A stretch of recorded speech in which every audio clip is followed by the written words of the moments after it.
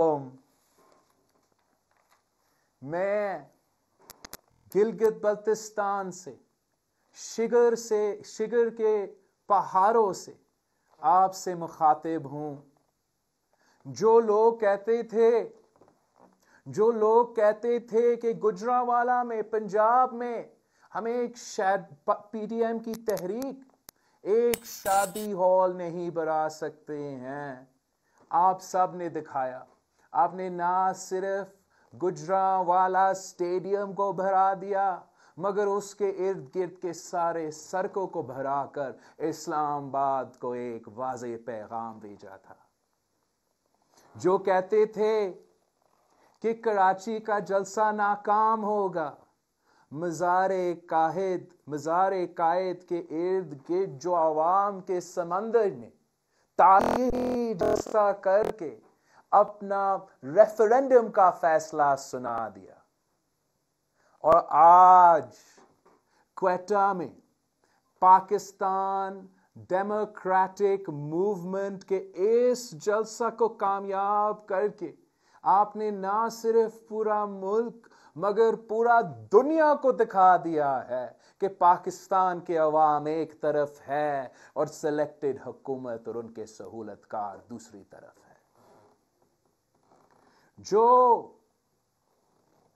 जो आज भी ये ख्वाब देख रहे हैं कि किसी तरीके से पीडीएम टूट जाए, ऑपोजिशन का इत्तेहाद टूट जाए, उनके लिए पाकिस्तान पीपल्स पार्टी का चेयरमैन होते हुए मेरा एक वाज़ेह पैगाम है कि पाकिस्तान पीपल्स पार्टी ना movement of the restoration of democracy से पीछे हटी, ना alliance of the restoration of democracy से पीछे हटी, और ना हम पीडीएम से पीछे हटेंगे।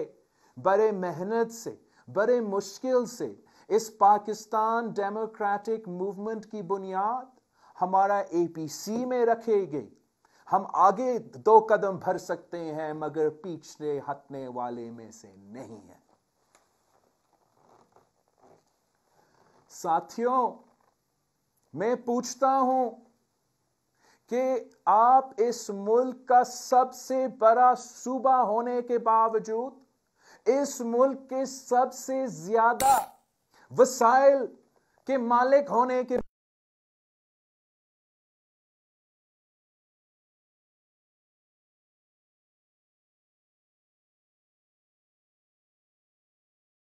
लिखा गया है कि वह हमेशा गरीब ही रहेंगे। नहीं, बिल्कुल नहीं। बलोचिस्तान के अवाम गैरतमंद अवाम है। बलोचिस्तान के लोग अपने हुकूक लेने जानते हैं। बहादुर अवाम है, गैरतमंद अवाम है। अपने हुकूक हासिल करने के लिए इस सूबा के अवाम ने अपना खून दिया है, खून। बलोचिस्तान के अवाम का सर कट सकता है, मगर किसी के सामने झुकेंगे नहीं। कहीं नहीं लिखा है कि बलोचिस्तान के अवाम में किस्मत में लिखा गया है कि वो हमेशा किसी सिलेक्टेड या सिलेक्टर का गुलाम ही रहेंगे। अवाम, चाहे वो क्वेटा का हो, कराची का हो, गुजरांवाला का हो, अवाम अब अपना आजादी चाहती है। अवाम अपनी जमहूरी आजादी चाहती है, अपनी जिंदगी इज्जत के साथ गुजारने की आजादी चाहती है। अवाम अपना जमीन और अपना वसाइल का मालिक होने का आजादी चाहते हैं।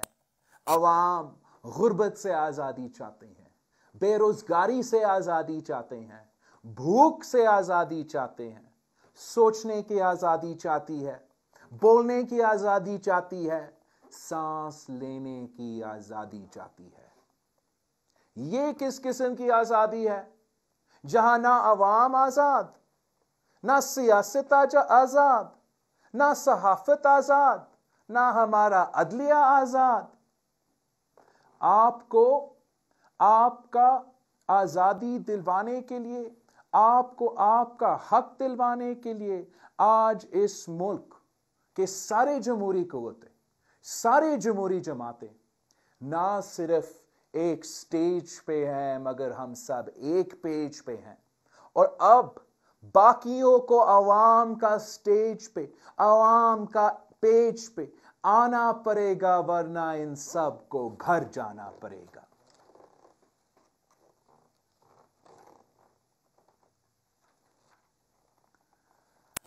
साथियों, मुशर्रफ के आमिराना दौर के बाद जब सदर जरदारी सदर बने, तो हम आमिरों के जुल्म को कॉम्पेंसेट करने की कोशिश कर रहे थे।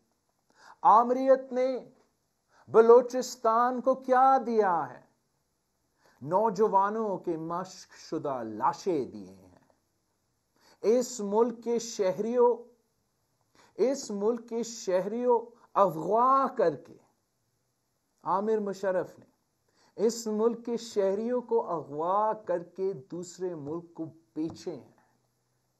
ये शख्स जो दूसरे के खिलाफ गद्दारी और करप्शन के फतवा बांधते थे, पाकिस्तान की शहरियों को बेचता था। इससे बड़ा कोई करप्शन नहीं हो सकता, इससे बड़ा कोई गद्दारी नहीं हो सकता। और वैसे ही ये बगोरा कातिल अब सर्टिफाइड गद्दार बन चुका है।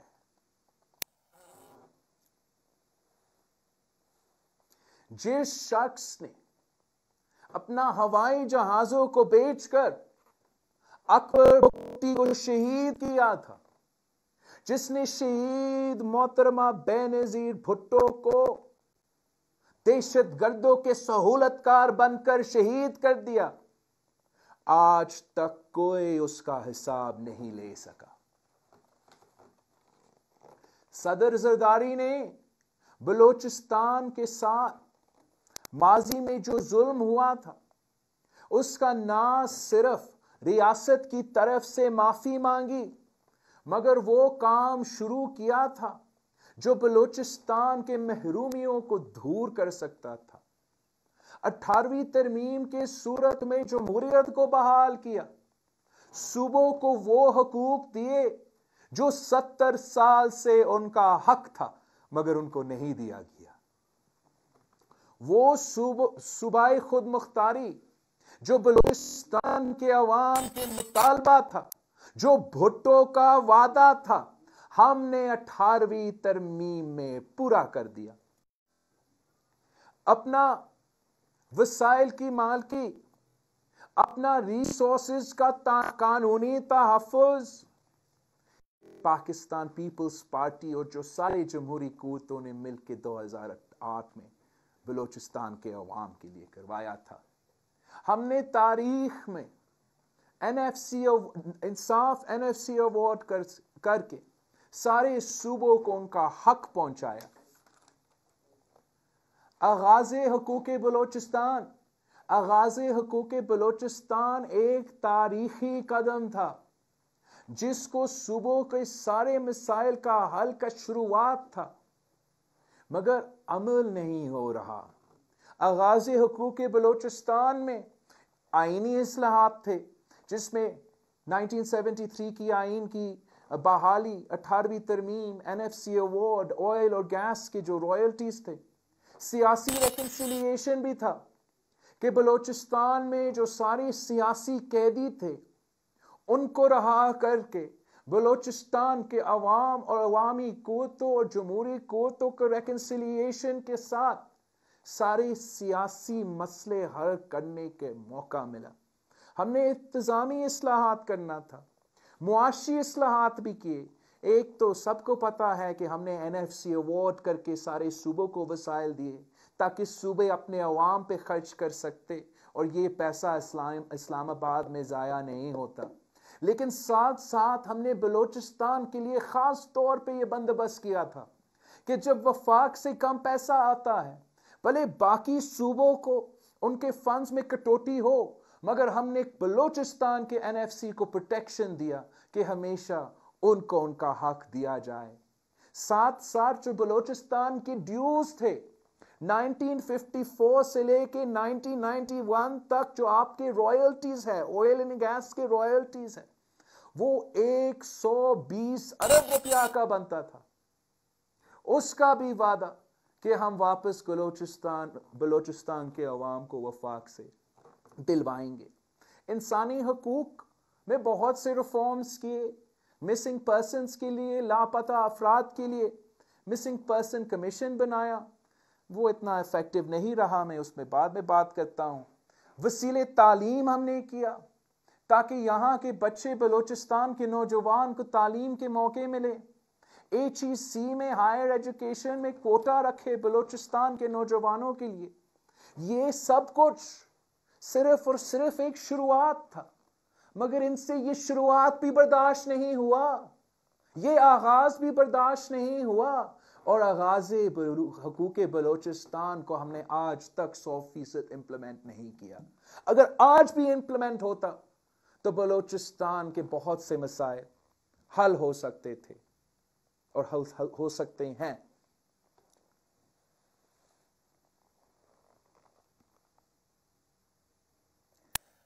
CPEC, China Pakistan economic corridor, सब CPEC का ढोल बजाते उनको पसंद आता है, मगर ये जो बहुत मुश्किल से नेगोशिएशंस हुए थे, 4 साल सदर जरदारी ने CPEC की क़याम के लिए मेहनत की। ये मंसूबा मुल्क के पसमानदा इलाकों के लिए था। ये गिलगित बल्तिस्तान, फाटा और ख़ास तौर पे हमारा बलूचिस्तान के लिए मंसूबा था। एहसासे महरूबी को दूर करने के लिए और पूरे मुल्क में मुआशी खुशहाली ले आने के लिए ये एक इनकलाबी मंसूबा है।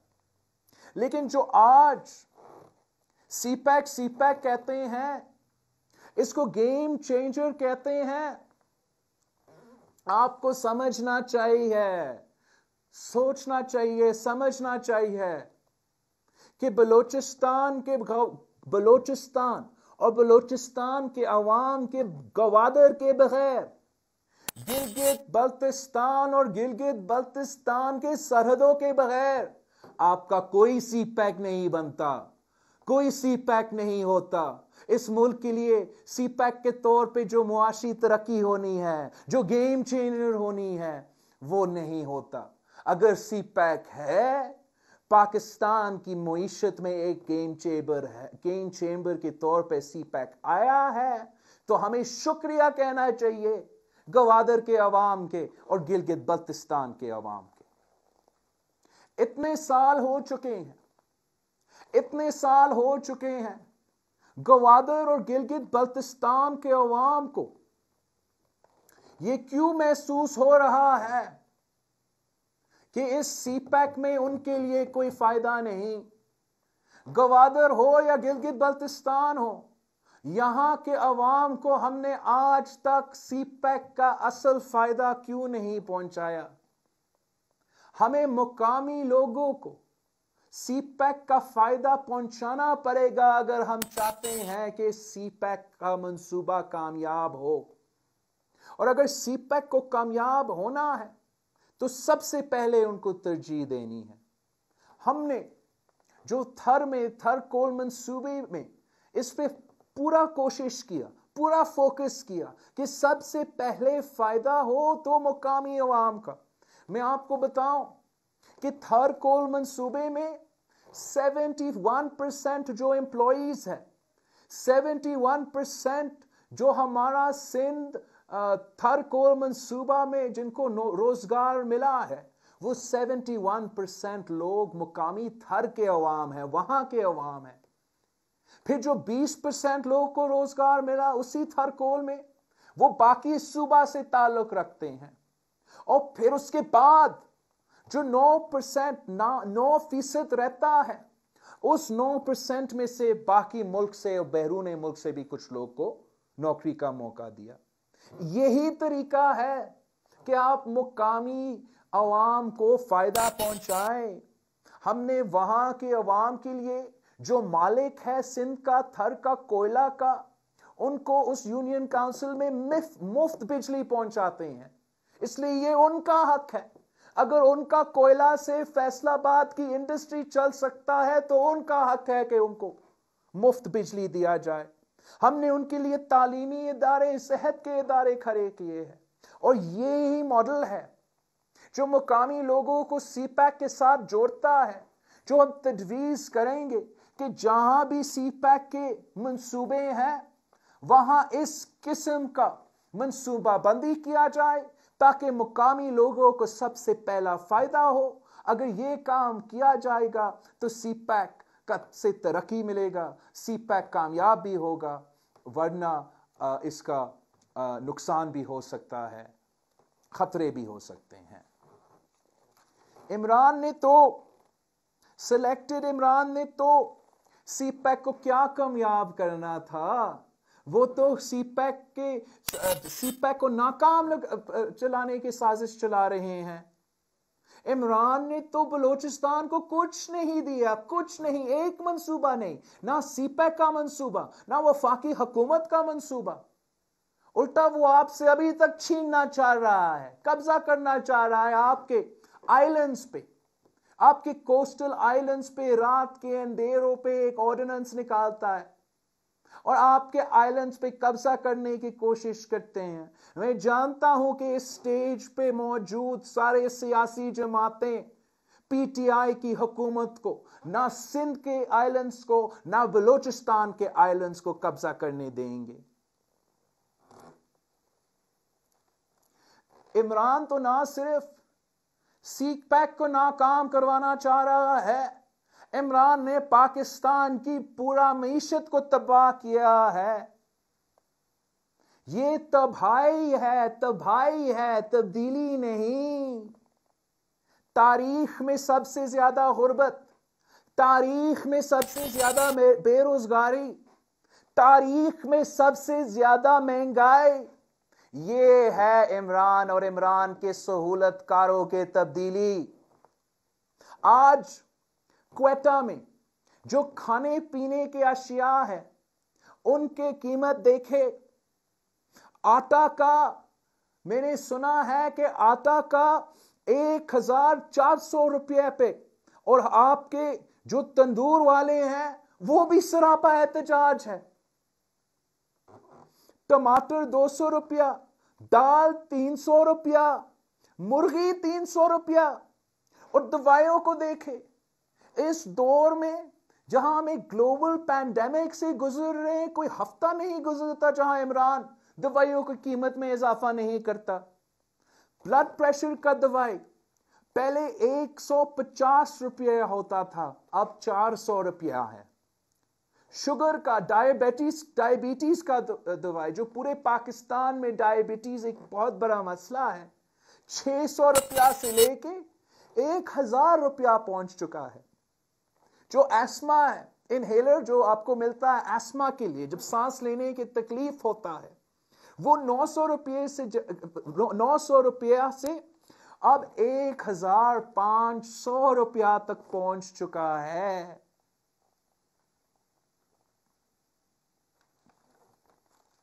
ये तारीखी महंगाई का सामना करते हुए हम अवाम को क्या कर सकते हैं? गरीब अवाम जाए तो कहां जाए? आज इस मुल्क के गरीब अवाम बोझ उठा रहे हैं इस नालायक हुकूमत का, इस नाअहल हुकूमत का, इस सिलेक्टेड हुकूमत का बोझ पाकिस्तान का आम आदमी उठा रहा है। ये मारते भी है और रोने भी नहीं देते। आप लापता अफराद का जो इशू है उसको देखिए। क्या ये कई किसी और ममालिक में आपको ये एग्जाम्पल मिलता है कि हर शहर से, हर सूबा से उस मुल्क के अवाम लापता हो रहे हैं, अवाम गायब होते हैं, अवाम को अगवा किया जाता है, और इस पे ना मीडिया बोल सकती है, ना अदलिया इंसाफ दिलवा सकती है, ना पार्लियामान कुछ कर सकता है। उनको, उनके खानदान, उनके वालिदैन सालों साल दर बदर फिर रहे हैं और रियासत कोई मदद नहीं कर रही। ये जुल्म जो पाकिस्तान में मुसलसल होता आ रहा है, लापता अफराद का जो इशू है, ये जुल्म को खत्म होना पड़ेगा, बस करना पड़ेगा। अपने अवाम के साथ बुनियादी इंसाफ, उनके बुनियादी हकूक दिलवाना पड़ेगा। अगर ये जुल्म चलता रहता है तो मेरा नहीं ख्याल कि ये मुल्क इस जुल्म को बर्दाश्त कर सकेगा, ये मुल्क बच सकेगा। मैं मुतालबा करता हूँ, मैं जानता हूँ कि स्टेज में मौजूद सारे जमातें मेरे इस मुतालबात में हम सब एक हैं कि लापता अफराद का जो इशू है इसको हमेशा के लिए ख़त्म होना पड़ेगा, ताकि हम एक मॉडर्न ममालिक, एक जमहूरी ममालिक अपने आप को तो कह सके। ये मजाक देखे, ये कितना मजाक है कि वही आदमी जो नैब का सरबराह है, जो नेशनल अकाउंटेबिलिटी का ब्यूरो का सरबराह है, जिनके नैब के कैद में ज्यादा लोग फौत हो चुके हैं। More people have died in the National Accountability Bureau's custody. ज्यादा लोग नैब में फौत हो चुके हैं कंपेयर टू अमेरिका का ग्वांटानामो बे। ये है वो आदमी जिसने मिसिंग पर्सन्स के लिए इंसाफ करना है। वो आदमी जो सदर जरदारी को गिरफ्तार करके उनके बेटियों को दुख पहुंचाता है। वो आदमी जो मियां मोहम्मद नवाज शरीफ के सामने उसकी बेटी को गिरफ्तार करके वालिद को दुख पहुंचाता है, उस आदमी से कोई उम्मीद रखा जा सकता है कि वो बलोचिस्तान के, क्वेटा के, सिंध के, पख्तूनख्वा के लापता अफराद को घर पहुंचा सकता है?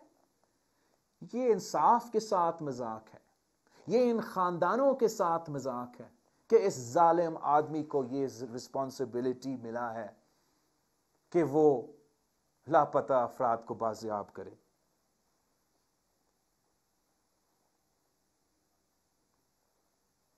हम उम्मीद रखते हैं कि हमारा आला अदलिया, जिसकी तरफ पूरा पाकिस्तान के अवाम देख रहे हैं इंसाफ के लिए, कि वो भी इस इशू को सीरियसली लेंगे और हमारे मुल्क के अवाम को इंसाफ दिलवाएंगे।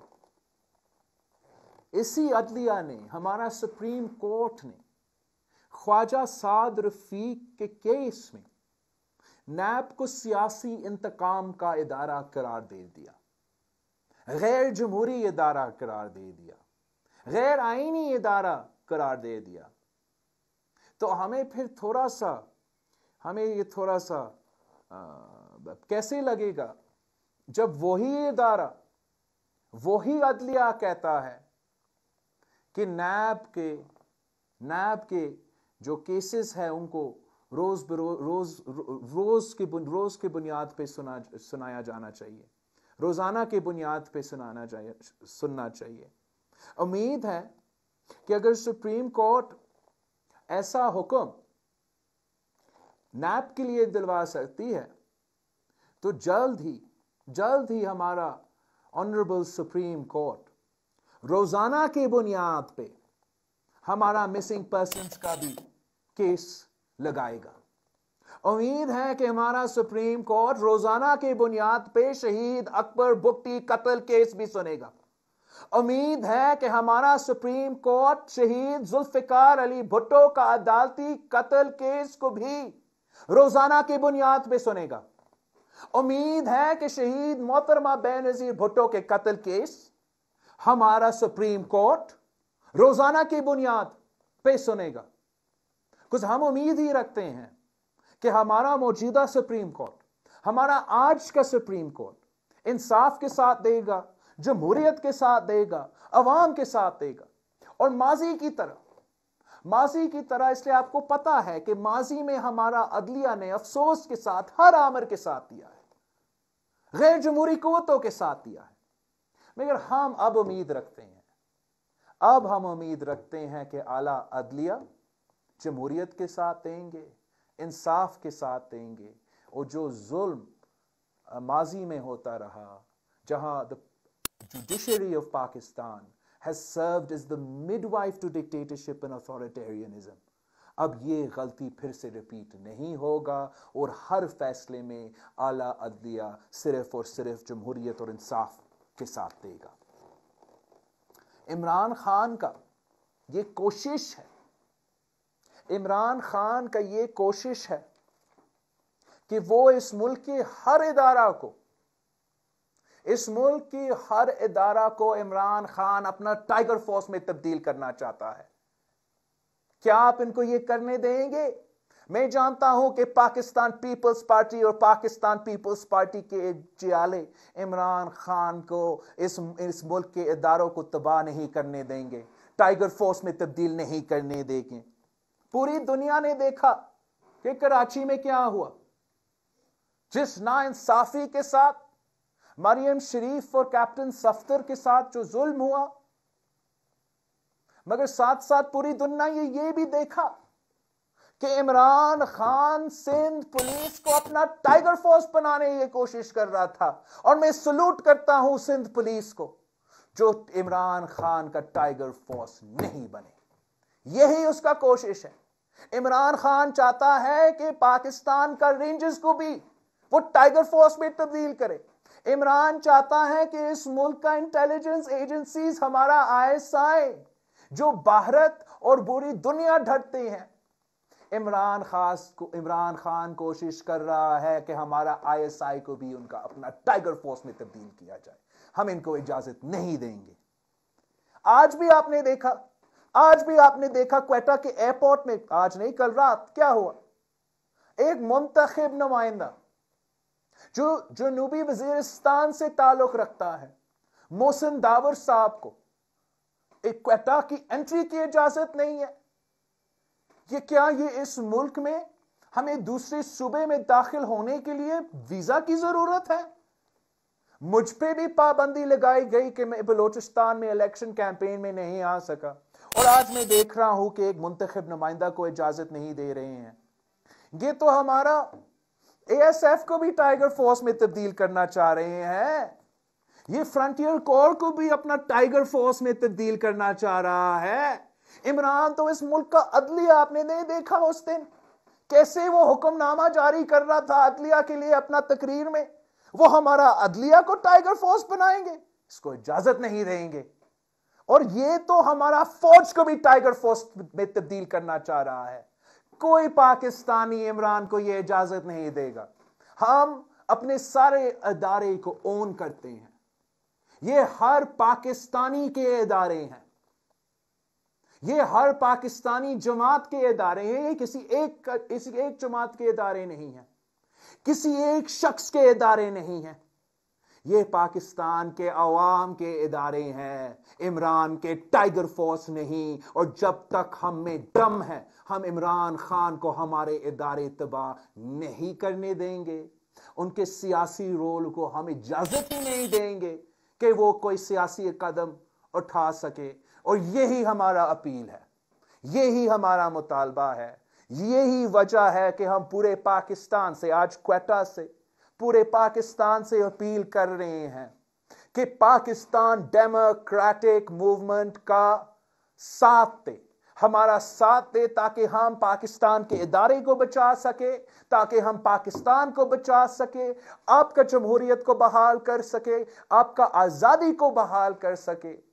मैं जानता हूं कि पूरे पाकिस्तान एक तरफ है और वो एक कठपुतली दूसरी तरफ है, तो फिर दुनिया की कोई ताकत हमारे रास्ता नहीं रोक सकता। इंशाअल्लाह ताला जल्द ही हम आपका जमहूरियत, आपका आज़ादी बहाल करेंगे।